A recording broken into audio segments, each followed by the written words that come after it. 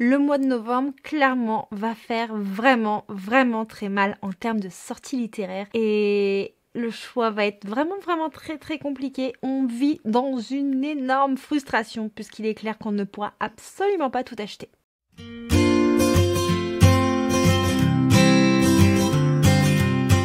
Hello mes petits érudits, c'est Johanna, bienvenue dans ma citadelle. Je suis ravie de vous retrouver aujourd'hui pour une nouvelle vidéo qui sera sur les sorties littéraires du mois de novembre. Et croyez-moi que ça va vraiment faire mal. Personnellement, en voyant le nombre de sorties qui m'intéressent, je suis très frustrée d'avance, que je sais que je ne pourrai absolument pas tout m'acheter et que je ne pourrai absolument pas tout recevoir en service de presse non plus.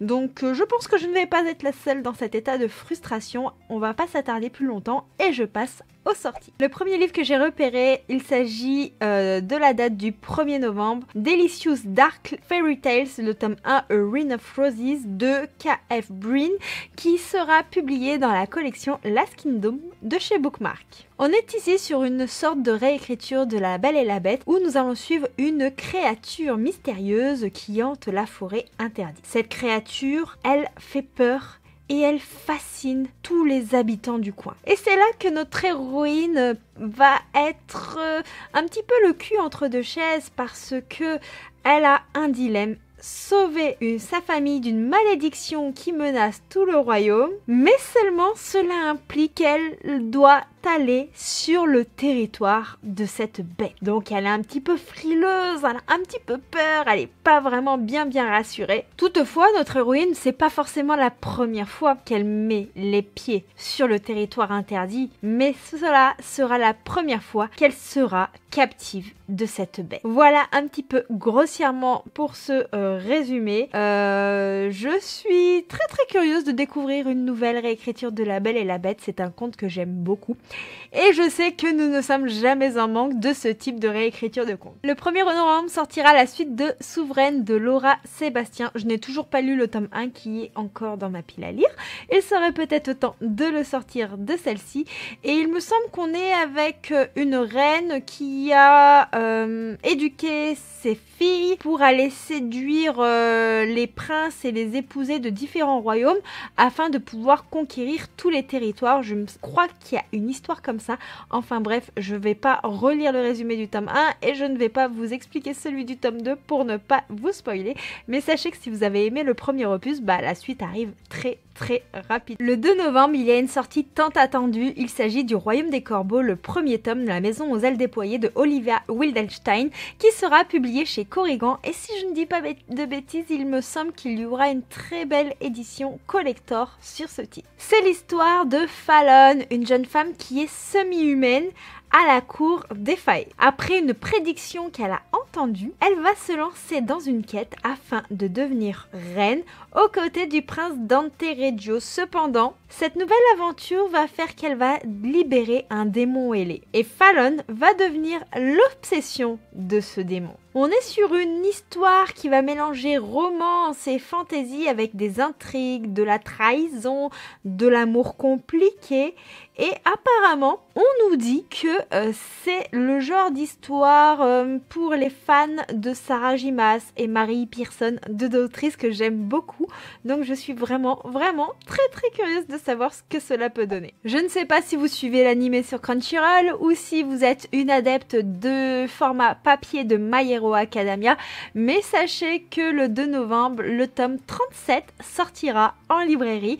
Je sais déjà que mon chéri va l'acheter étant donné qu'il adore cette saga. Je ne les ai pas encore lus, mais personnellement je suis absolument fan de cet animé incroyable et je compte bien entendu un jour piquer les tomes à mon chéri pour les lire à mon tour. Je pense que vous l'avez sûrement vu passer sur les réseaux, le 2 novembre sort une édition intégrale collector de dingue, Steam Sailor, l'intégrale de Ellie S. Green. Donc là il me semble qu'on est avec un peu de la piraterie dans l'air et je sais que cette saga a d'excellents retours et c'est notamment une des sagas chouchoutes de Aurélie de la chaîne Livromancienne. Elle nous en a parlé en long, en large et en travers. L'histoire se déroule 4 siècles après la Grande Fracture, où le bas monde vit une période rétrograde, tandis que le haut monde, lui, reste inaccessible au commun des mortels. Prudence, une habitante du bas monde, va être rejetée puisqu'elle a des dons de voyance et cela est apparemment très mal vu, mais ça va basculer le jour où son village va se faire attaquer par des pirates du ciel. Et c'est là qu'elle va être faite captive à bord d'un héliotrope et à travers lui et son équipage, elle va découvrir un nouveau monde. Et c'est là que la quête pour découvrir une cité légendaire va commencer. Le 3 novembre sort la suite, ou si je peux dire un spin-off qui s'inclut dans la saga Keleana de Sarah J. Maas. Donc c'est les chroniques de Keleana, la lame de l'assassineuse. Et je dois dire que j'ai vraiment très hâte. C'est un récit qui va être composé de plusieurs petites nouvelles nous montrant un petit peu le passé de la jeune femme et montrer ce qu'il a en quelque sorte façonné telle que l'on la connaît aujourd'hui, et j'ai vraiment très hâte de découvrir cet opus. Le 3 novembre sortira Ténébrae, le premier tome de l'Appel des ombres de Anna Briac, qui est une autrice en auto-édition que j'ai eu la chance de rencontrer et de discuter avec elle au salon de Pusignan au mois de septembre, et je dois dire que ce récit en harem inversé m'intéresse et m'intrigue énormément. On va y suivre une jeune femme qui s'appelle Neven et qui a été maltraitée par sa meute parce que sa louve n'a jamais émergé. Pour survivre, elle doit fuir et s'allier à 3 puissants guerriers étrangers. Ils n'ont pas vraiment l'intention de la protéger et pourtant le courage et la beauté de la jeune femme vont faire qu'ils vont être attirés par elle. Ils vont donc se lancer dans un périple mortel au sein d'un continent magique, et l'alliance entre Neven et ses 3 guerriers est apparemment leur unique espoir de survie. Ici, on est du coup dans un harem inversé fantasy avec des métamorphes sexy, sombres, protecteurs et une louve au pouvoir mystérieux. Le 7 novembre sortira Angélion de Justine Tiffany, publié chez Plume Blanche Édition. Si je peux vous le présenter aujourd'hui, c'est puisque je l'avais eu dans le pack Plume Blanche. Je dois dire que le résumé Booknode est très vague. Par contre, le résumé de ce livre est beaucoup plus développé. Et on nous dit que Angélion était un astre sacré qui avant illuminait le ciel. Mais aujourd'hui, il n'est plus là et c'est à présent l'avènement des êtres damnés. Et c'est là que Lilium, un jeune enfant, d'après ce que j'ai compris, va être lui capable de manipuler l'Angélion et de contrer un petit peu tout ça. C'est assez vague, le résumé est assez mystérieux, mais je vous avoue qu'il m'intrigue énormément et je suis totalement fan de cette couverture. Le 8 novembre sortira la suite avec le tome 6 de Abandoned Empress de Yuna et Ina, publié chez K-Books, qui était un webtoon de qualité. J'ai personnellement lu le premier opus, j'ai les autres dans ma pile à lire et il me tarde de pouvoir plonger dedans, les enchaîner, afin de pouvoir retrouver notre héroïne qui était destinée à être l'impératrice de ce monde, puisqu'elle était destinée à épouser l'empereur. Sauf que si à la base c'était un petit peu l'enfant béni, il y a une jeune femme qui ne devait pas arriver dans ce monde qui va arriver. Et là, la prophétie va se modifier et donc l'empereur va prendre cette femme pour épouse, et donc notre héroïne sera que sa seconde épouse, mais elle sera très maltraitée, elle va très mal vivre sa condition et elle va mourir décapitée par l'empereur. C'est là qu'elle va se réincarner dans son elle-même il y a 6 ans. Donc quand elle était un peu plus jeune, et elle va essayer de ne pas refaire les mêmes erreurs puisqu'elle se souvient de ce qui s'est passé, pour ne pas être décapitée, pour ne pas avoir de sentiments pour l'empereur et afin de changer les choses. Le 8 novembre sortira le tome 3 de Rebel University de Alfreda Henry et Alicia Garnier, et je n'ai pas trop regardé le résumé de celui-ci pour une raison. Parce que si dans le tome 1 on suivait 2 personnages, dans le tome 2 on suit 2 autres personnages et dans le tome 3 on suit encore 2 nouveaux personnages. Toujours des personnages en lien avec l'équipe de hockey universitaire, avec cette ambiance un petit peu campus, mais étant donné que je ne sais pas s'il y a des interventions du personnage du tome 3 dans le tome 2, je ne vous voudrais pas spoiler en lisant le résumé. Donc voilà, on est vraiment sur une saga de tomes compagnons avec des hockeyeurs et des héroïnes très différentes, mais c'est une saga qui a de très très beaux messages, étant donné que par exemple dans le tome 1, on était vraiment centré sur tout ce qui touche au body positive. Je n'ai toujours pas lu le tome 1 qui se trouve dans ma pile à lire, mais le tome 2 de cette trilogie arrive bientôt le 8 novembre. Il s'agit de la suite de La fille de la déesse de la Lune avec Le cœur du guerrier soleil de Su Lin Tan, publié chez Stardust. Je trouve cette couverture absolument magnifique avec ce jaune, ce beau jaspage et tout incroyable. Mais par contre, je trouve qu'elle fait vraiment penser à l'été, donc je trouve ça curieux qu'ils sortent cette suite maintenant. Mais c'est là que je me dis qu'il faut absolument que je lise le tome 1 pour savoir si j'achète ce tome 2 en version collector ou pas. Oui, je suis encore en plein dilemme, mais il faut dire qu'on a de très très belles illustrations. Et ici, on est dans une fantaisie avec une reprise d'un mythe coréen, si je dis pas de bêtises, mais je veux absolument pas me tromper, donc je vais m'arrêter là puisque je sens que je vais vous dire pas mal de bêtises. On continue avec les suites de saga puisque le 8 novembre sortira le tome 7 des Loups de Millénaire de Sapir à Angelard. Et ici, je ne sais pas si personnellement je craquerai pour cette suite étant donné que je n'ai toujours pas lu le tome 3 qui se trouve dans ma pile à lire. Vous savez déjà ce que je pense du tome 1 et 2, c'est vraiment de la bitolite qui n'est absolument pas pour tout le monde, où le popotin a plus d'intrigue que l'intrigue en elle-même.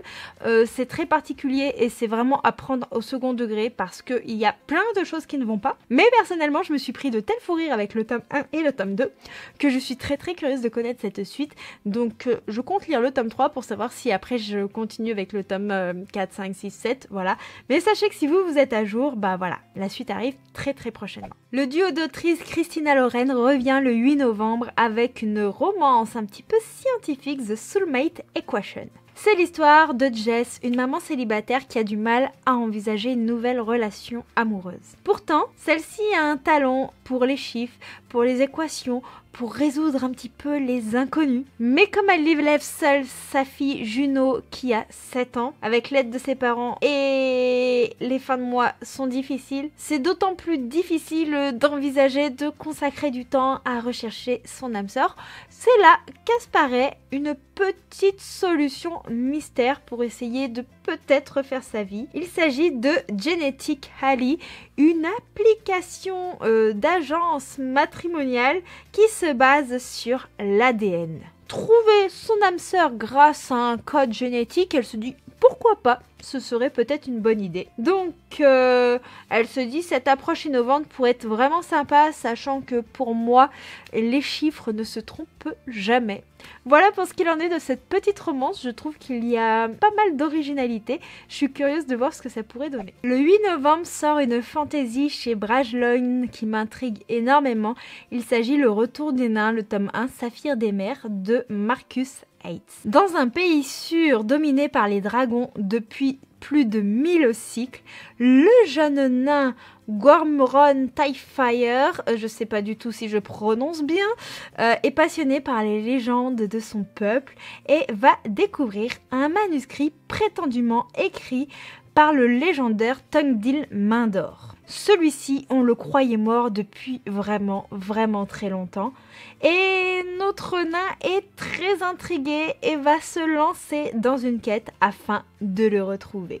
Il va être accompagné de pas mal de ses compagnons qui sont très courageux, mais le pays fait face à une nouvelle menace et les anciens héros ainsi que les nouveaux vont devoir se retrouver pour affronter cette terrible épreuve. Je vous avoue que je suis très curieuse par ce résumé et moi j'ai vu le mot dragon. Est-ce qu'il en a fallu plus pour me convaincre ? Absolument pas. On continue avec une histoire graphique vraiment rafraîchissante et parfaite à l'approche des fêtes de fin d'année. Il s'agit du tome 4 du Grimoire d'Elfie qui arrive le 8 novembre. C'est de Audrey Holwett, Charles Aleston et Minnie Ludwig. Pour ceux qui ne connaissent pas cette histoire, on est à bord d'un bibliobus où 3 sœurs voyagent et découvrent des petits endroits aux 4 coins de la France et elles vivent de multiples aventures. Il faut savoir qu'Elfie, elle adore lire et surtout elle a reçu le grimoire de sa mère et quand elle donne vie à des origamis, il se passe de drôles de choses. C'est vraiment une histoire mignonne, réconfortante, chaleureuse avec de belles valeurs et du coup j'ai très hâte de découvrir la suite de cette bande dessinée que j'aime de tout mon cœur. Le 8 novembre sortira Royal Elite, le tome 1 d'Evian King de Rina Kane. Ici, on est dans une romance qui a l'air assez particulière. On va y suivre Elsa, une jeune orpheline qui a été élevée par son oncle et sa tante et qui va intégrer l'école de la Royal Elite où seulement quelques personnes riches sont sélectionnées. Et là-bas, elle va y croiser le regard d'Eden King. C'est le garçon le plus puissant, le plus populaire, vous voyez un peu le genre, un peu bad boy. Et lorsque celui-ci va menacer notre Elsa, elle va comprendre que sa vie vient de basculer. Tout en Eden est très sombre, mais Elsa, elle choisit de le défier, de déclencher une série d'événements assez risqués et être la cible de la haine de cette petite Eden. C'est dangereux, mais ce qui l'est encore plus, c'est attiser le désir de ce garçon. Je vous avoue que je suis très curieuse. J'ai un petit faible pour les romances un peu sombres et tout, donc ça pique un petit peu ma curiosité quand même. Et je vous avoue que j'ai surtout crushé sur la couverture du roman. Le 9 novembre sortira la suite de Mystic Flone de Dana B. Chalice. Alors je vous avoue que j'ai toujours le premier opus dans ma pile à lire et je ne sais absolument pas du coup ce qu'il vaut et si ça vaut la peine que je craque sur ce tome 2. Tout ce que je peux vous dire, c'est qu'on est sur une histoire intrigante où il y a une enquête qui va osciller entre la magie et la technologie, qu'on a des robots destructeurs qui ont été créés par un peuple inconnu et qu'on a surtout une rencontre entre deux jeunes adultes qui ont été très longtemps enfermés dans la solitude et la peur. Juste ça, ça donne très envie de découvrir cette histoire empreinte de mystère. Le 9 novembre sortira le préquel de la saga de sang, d'écume et de glace de Alexiane Delivre. Donc celui-ci, c'est le tome 0 de Lave de métal et de rage, les semeurs de mort. Alors dans le doute, comme je n'ai pas encore lu la trilogie principale, je ne vais pas regarder le résumé de ce préquel. Et étant donné qu'il est sorti après les 3 tomes, même si c'est un tome 0, j'ai peur qu'il y ait des petits indices un peu spoilants sur la trilogie. Donc de ce fait, je n'ai pas regardé. Mais on est sur une histoire de sirène avec tout ce qui touche à la mythologie aquatique. Donc voilà. Et puis Alexiane Delivre, c'est une valeur sûre. Le livre suivant, ça fait un petit moment que je l'attends. J'ai eu un coup de cœur pour le tome 1. Il s'agit d'une sortie du 10 novembre, Écarlate sous la cendre, tome 2, donc Écarlate dans la nuit de Erin Kochova. C'est publié chez Inceptio et on y suit une elfe pas comme les autres qui va découvrir sa destinée et on est un petit peu dans un monde qui pour moi est assez similaire à Crescent City tout en étant très différent puisqu'il y a plein de créatures magiques et notre héroïne Kira, elle est traquée puisqu'elle a un don qui est en lien avec le feu et apparemment ses véritables origines sont très recherchées et tout le monde voudrait se les approprier. Je peux pas vous en dire plus sans vous spoiler le tome 1, mais sachez que le tome 1 pour moi avait été une très bonne lecture, c'était vraiment excellent. J'ai été submergée par la plume de l'autrice, par l'univers, par les personnages. Il y avait un petit truc qui me faisait penser à Enterprise dans la relation entre Kira et un certain ange. Bref, je vous en dis pas plus, mais sachez que cette saga est une pépite. Le 15 novembre sortira une sortie poche, c'est Milady. Il s'agit Le cœur des démons, le premier tome, Le mal en moi de Susan Wright. Et je vous assure que celui-ci m'intrigue quelque peu. On nous dit dans cette histoire que les Aeons sont une civilisation mortelle et secrète qui se tiennent à l'écart des humains. Mais Winter, c'est une jeune femme qui sait que les Aeons la traqueront sans relâche pour les exécuter. Apparemment, il y a un lourd passif en leur compagnie et elle va donc s'enfuir de chez elle et se réfugier au cœur des démons, qui est une cité gouvernée par les anciens, qui sont 7 êtres éternels qui ont été bannis justement par le peuple Aeons. Le plus célèbre d'entre eux, c'est Kane, une incarnation de la jalousie qui décide de faire de Winter la sienne. Afin de survivre aux attaques des Aeons, Winter doit payer un prix. Cependant, Winter est bien plus dangereuse qu'il n'y paraît, car lorsqu'une sorcière va revenir d'entre les morts, eh ben, cela ne va pas se faire sans conséquence, ni sans compagnie, et notre jeune femme va devoir en payer le prix. Encore une sortie pour laquelle je ne vais pas m'attarder sur les résumés. Il s'agit du 15 novembre, la sortie du tome 2 de Fleur d'Oko de Laetitia Danae, qui est une fantaisie africaine. Je n'ai toujours pas lu le tome 1.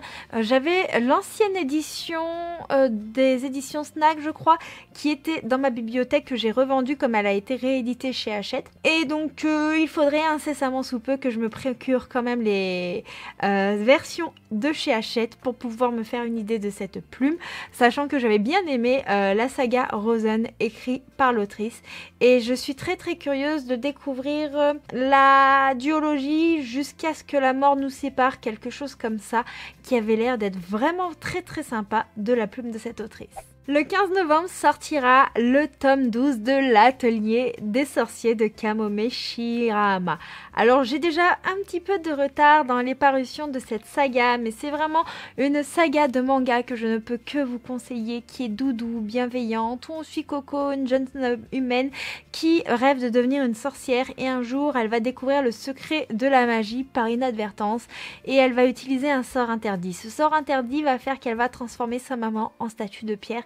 Et bien que Maître Kifré ait averti la jeune femme, il est trop tard. Il va donc la prendre sous son aile dans son atelier afin de lui apprendre la magie. Elle va donc devenir une sorcière, et elle espère qu'avec son apprentissage, elle pourra libérer sa maman de ce mystérieux sort. C'est vraiment quelque chose de doudou, de bienveillant, avec de bonnes vibes, avec un graphisme absolument incroyable que je ne peux que vous conseiller. Le 16 novembre, De Saxus nous réédite la trilogie Nevernight dans une version dark. Elle est absolument magnifique, avec une jaquette très colorée, un jaspage avec un effet de nuit étoilée. Je vous avoue que je suis complètement sous le charme, et je suis en même temps un peu dégoûtée puisque j'ai toutes les anciennes versions collector.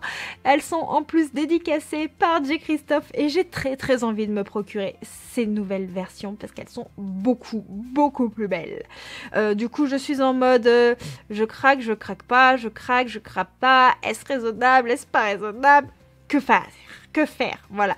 Puisque bon, elles sont quand même à 27,50 €, donc il faut compter environ 90 € si j'arrondis grossièrement pour cette saga, une saga que j'ai déjà lue, qui est une de mes trilogies chouchoutes puisque j'ai adoré l'univers, j'adore la dark fantasy, j'adore les assassins.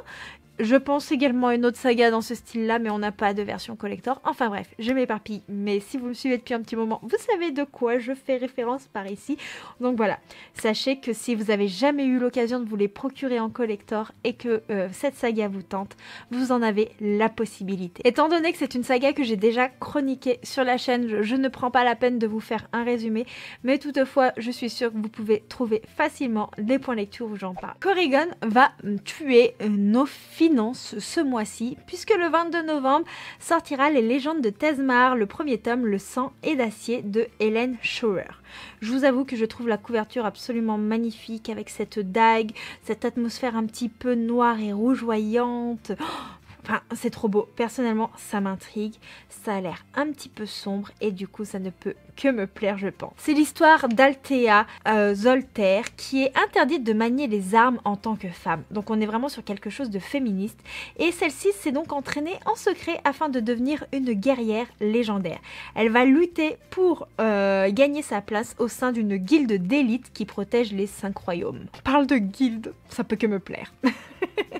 Son instructeur à notre jeune femme n'est autre que Wilder Hawthorne, et celui-ci est vraiment contre la présence de femmes au sein de sa garde.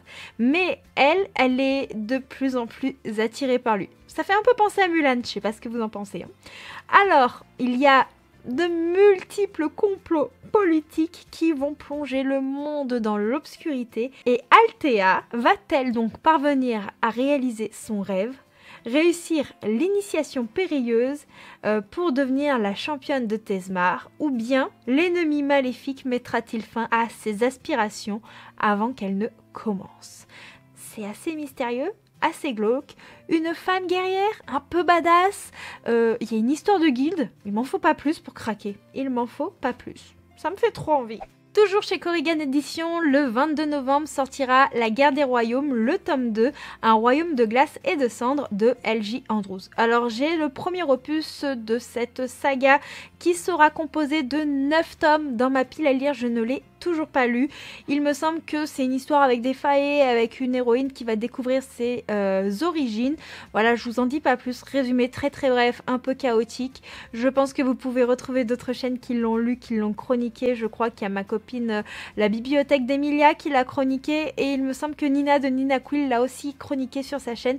Pour ma part, il est toujours dans ma pile à lire, donc je n'ai absolument pas lu le résumé de ce tome 2 pour ne pas me spoiler et je vais éviter de de prolonger la durée de cette vidéo en allant chercher à chaque fois systématiquement les résumés des tomes 1, sachant que quand les livres sont dans ma pile à lire, généralement j'aime bien ne pas me souvenir des résumés pour vraiment plonger cœurs et âmes dans ma lecture sans me faire des idées ou des a priori concernant celle-ci. Toujours et encore chez Corrigan, quand je vous dis qu'ils vont nous plumer, il s'agit du 22 novembre encore, le tome 2 de Savage Land, Wildland de Stacy Marie Brown.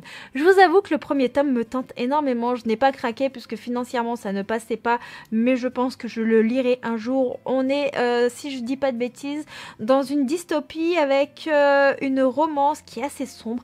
Les retours sont absolument excellents, donc j'ai hâte de pouvoir découvrir le tome 1 pour ensuite plonger dans le tome 2 et on est sur une saga où il y a déjà 6 tomes d'annoncés, sachez-le. Pour les suites de saga, vous l'aurez compris, j'évite de trop développer et ça va être le cas également pour la sortie du 23 novembre qui est le livre des terres bannies, le tome 3 Ruines de John Gwynne.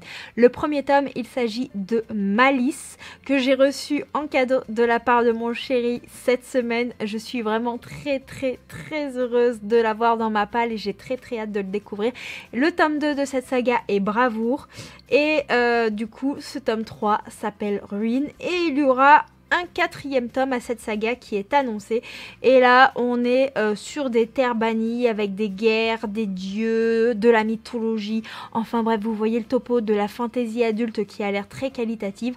Il faut savoir que John Gwynne est également l'auteur qui a écrit et sorti L'ombre des dieux au mois d'août dernier, encore un livre de ma pile à lire. On a pas mal de lectures communes que l'on pourrait s'organiser en fantaisie adulte d'ailleurs si ça vous tente. Le duo Clore Smith et Juliette Pierce a encore frappé chez Black Ink pour une sortie du 24 novembre qui s'appelle Il était une fois. Alors c'est une romance spin-off qui se passe dans l'univers de Signer Love. J'avais adoré d'ailleurs ce titre qui est un peu sombre, avec des thématiques vraiment sympathiques. Enfin bref, c'est de toute façon un roman d'autrice spécialisée dans les romans sombres, pas forcément dark, elles en écrivent du dark mais là c'est sombre, mais qui sont vraiment poignantes, qui vous prennent aux tripes, qui vous rendent addict, enfin bref. Du coup j'ai très hâte de pouvoir un jour me procurer ce livre, même si je sais que ce ne sera pas tout de suite. Et là on va suivre une héroïne qui va retrouver son premier amour. Wolf l'a embrassée quand elle avait 8 ans pour la première fois et elle va attendre avec impatience que celui-ci recommence. Sauf qu'elle n'a jamais réussi à lui avouer les sentiments amoureux qu'elle lui portait et ça va être de plus en plus compliqué étant donné qu'à présent des milliers de kilomètres les séparent. Alors, quand il va arriver dans leur lycée du jour au lendemain pour la rentrée des terminales, notre héroïne va y voir un signe du destin. En soi, Wolf, c'est le portrait parfait du prince charmant. Il est quarterback pour l'équipe de foot, il est beau, il est protecteur, enfin bref, il a plein de qualités. Pourtant, si lui, il a ce petit côté bad boy, la vie de notre héroïne, elle, est loin d'être un conte de fées non plus. Sachant que les pères de nos deux héros ne peuvent absolument pas s'encadrer. Ils sont un petit peu en rivalité et du coup, j'ai l'impression qu'on est un peu dans un style d'une réécriture de Roméo et Juliette moderne avec des personnages torturés dans un monde très différent. Je pense que ça pourrait être sympa et je suis vraiment très curieuse de découvrir ce que peut donner cette nouvelle histoire de ce duo d'autrices. Pour le moment, il faut savoir que je n'ai jamais été déçue par l'une de leurs parutions. Manon Donaldson a encore frappé le 24 novembre, toujours chez Black Ink Éditions avec Angels Bastard. Il faut savoir que cette autrice est connue pour écrire des romans très sombres, poignants, qui prennent trip, qui sont très addictifs, mais qui sont assez dark et donc qui ne peuvent pas forcément convenir à tout le monde. Mais toutefois, si vous aimez vraiment les romances un peu sombres, si vous aimez les univers un peu glaçants, et ben croyez-moi que la plume de cette autrice pourrait vous plaire. Et donc dans Dark Angel, on est dans un monde un petit peu de biker où notre héros, il a tout ce qu'il pourrait désirer. De l'argent, des frères bikers, un look impressionnant, beaucoup de femmes à ses pieds, mais il lui manque qu'une chose, se venger d'un traître qui s'appelle Casey. Après 5 ans de prison, il est prêt à tout pour le détruire et s'emparer de ses réseaux de criminels. La vengeance est tout ce qui l'obsède. Cependant, son plan va être assez compliqué parce que Casey a une obsession pour une mystérieuse femme. Et lorsque les Angel Bastards sont chargés de la protéger, lui, il voit une opportunité pour prendre ce qu'il veut. Mais il n'attendait pas à ce que cette femme devienne son problème. Et si elle est déterminée à se protéger elle-même et qu'elle voit notre héros comme un ennemi, leur attirance va être assez électrique, dangereuse. Et il va devoir du coup obtenir un partenariat avec cette femme pour pouvoir arriver à son but. Je ne sais pas si mon résumé est vraiment très clair, mais voilà, en gros il y a un biker qui était en tôle, qui veut se venger d'un autre biker qui fait partie d'un autre clan et qui veut s'emparer de ce réseau criminel, mais tous deux sont obsédés par la même femme. Je crois que c'est plus court, plus concis et même s'il y a un peu moins de détails, c'est peut-être un peu plus clair comme ça. Je ne sais pas. Dites-moi quel résumé vous préférez en commentaire. Le 30 novembre sortira La chair et le feu, le tome 1, Une ombre dans la braise de Jennifer L. Armentrout, qui est le spin-off de la saga From Blood and Ash de cette autrice. Et personnellement, j'ai très hâte de le découvrir puisqu'il va parler du dieu Nyktos qui a une très grande importance dans la saga. Et notamment, on le découvre dans le tome 3. Je vous en dis pas plus parce que je ne voudrais absolument pas vous spoiler. Mais je suis vraiment très enjouée, très extatique de le découvrir parce que je sens que toute la mythologie de cet univers va prendre une essence encore plus importante et je vous avoue que ça me plaît. La dernière sortie que je vous présente dans cette vidéo, il s'agit du tome 2 de Ces plaisirs violents, nos fins violentes de Chloé Gong, qui est une réécriture de Shakespeare, de Roméo et Juliette, mais avec des vibes un petit peu russes et chinoises si je dis pas de bêtises, et j'en entends vraiment beaucoup de bien. J'ai le premier opus qui est absolument magnifique dans ma pile à lire, donc je me dis qu'il serait également temps que je le sorte, que je le lise pour pouvoir ensuite lire ce tome 2 qui lui est déjà d'ores et déjà précommandé, même si je n'avais dit que je ne commandais plus de tome 2 avant d'avoir lu le tome 1, mais bon voilà, j'ai encore du mal à m'écouter moi-même. Donc il se serait sympa aussi de se motiver pour le lire. Donc je pense que entre cette fin de mois d'octobre et le mois de novembre, je vais organiser plusieurs lectures communes afin d'avancer dans les sorties qui arrivent prochainement pour qu'on soit à peu près à jour. Je vais peut-être pas lancer des votes, mais si vous voulez y participer, n'hésitez pas à nous rejoindre sur Discord, celui-ci est en lien en barre de description. Voilà, je crois que j'ai fait le tour des sorties littéraires. Je l'espère au vu du temps que ça m'a pris de tout checker, résumer et tout ça.